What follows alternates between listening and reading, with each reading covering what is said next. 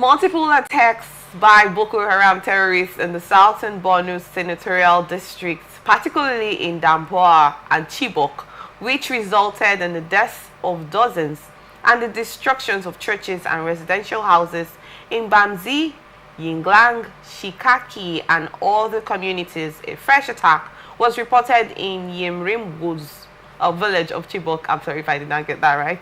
An investigation has revealed that most of the 40 victims who were killed in Damboa riverine community of Baga, Kukawa local government area in Borno State were dry season farmers from Gwaza local government area of Southern Borno Senatorial District, which is now witnessing a series of deadly Boko Haram attacks and looting of hard-earned agricultural produce by peasants and resilient farmers.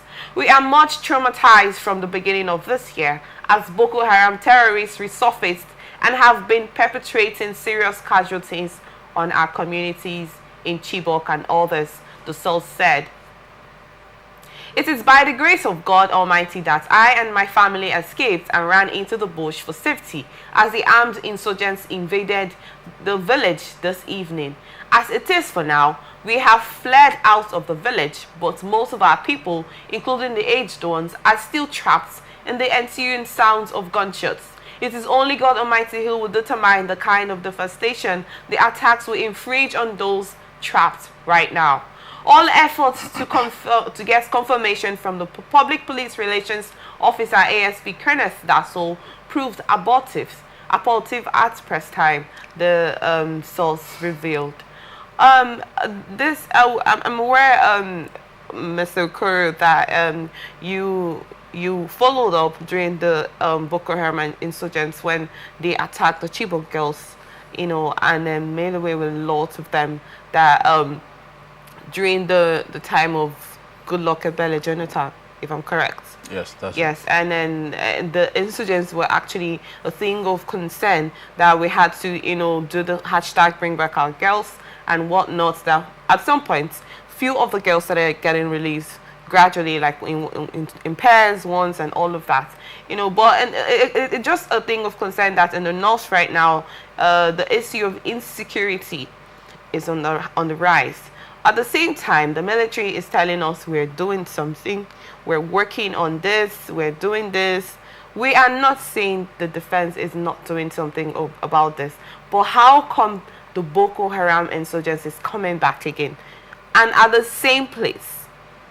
You know, since this issue of insecurity has actually been tackled to an extent, especially in the Chibok village, isn't there supposed to be a possibility that most of this military personnel should, you know, base there in order for this not to occur the second time? But I'd love to get your thoughts concerning this, please. What do you have to say? Well, I sympathize with the community, indeed, for the loss of lives and properties, you know, at this time.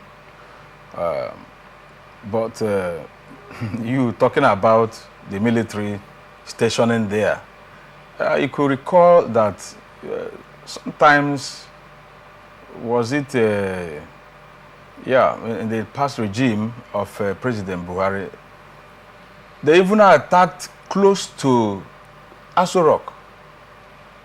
Now, this year, last month or this month, if I'm not mistaken again, they attacked a military formation in one of these northern states and killed scores of military personnel. So it's not an issue of stationing army presence. So what could be the problem? What could be the issue why it's still continuing? You see, this is unconventional war. This fight from Boko Haram and all these sects, some of these Islamic sects and militants in the north, or what do they call them? Insurgents or whatever they call them in the north, is not a conventional war. They come like, it's a guerrilla warfare, you know. So our people need to step up in their training on how to tackle this. And there should be the training, a collaboration with the international community who can train them on how to go about these unconventional wars. It's not. It's unlike where you have a known enemy and know their location, but these people hide even among the citizens, the community people. That you don't get to pick them out. That is it. And they come at any time. They are there when they pick enough intelligence that the people are relaxed, security is lapsed, they attack.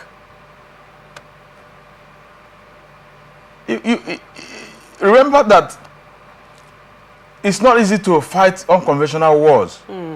I remember during the time of the administration of Trump, his first administration in the United States, they withdrew from Afghanistan. Before then, Russia withdrew.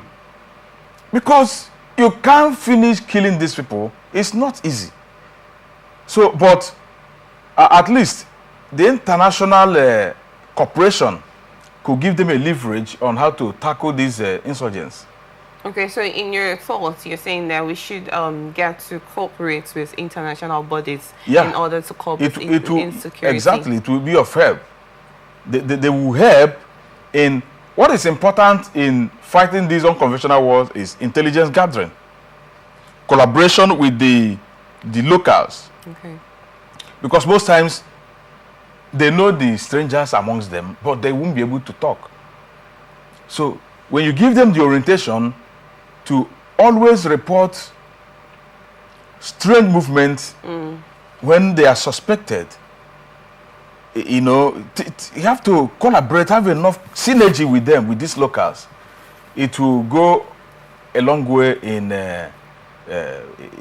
giving or communicating strategic informations to the military formations. So it's not just basically leaving the security, you know, path on just for the military. The individuals, the villagers should also get involved. It's a cooperation. Yeah, okay. There has to be that synergy between the locals and the military. But what do you have to say concerning this second attack in Chibok right now, in Chibok village? It's not even the second attack. They have been attacking the Chibok communities. You know, maybe this one is just the one that happened of recent. The northeast is being ravaged.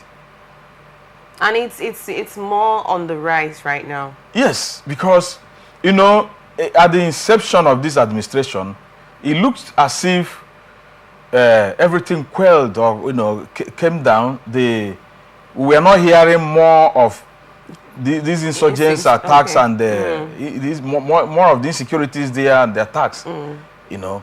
But because perhaps the change in the military administration, the military heads, the change and the rejig, they would also be watching, to know the strategy the new ones would adopt. Okay. So perhaps they have seen that there is nothing strange, nothing novel about them, nothing.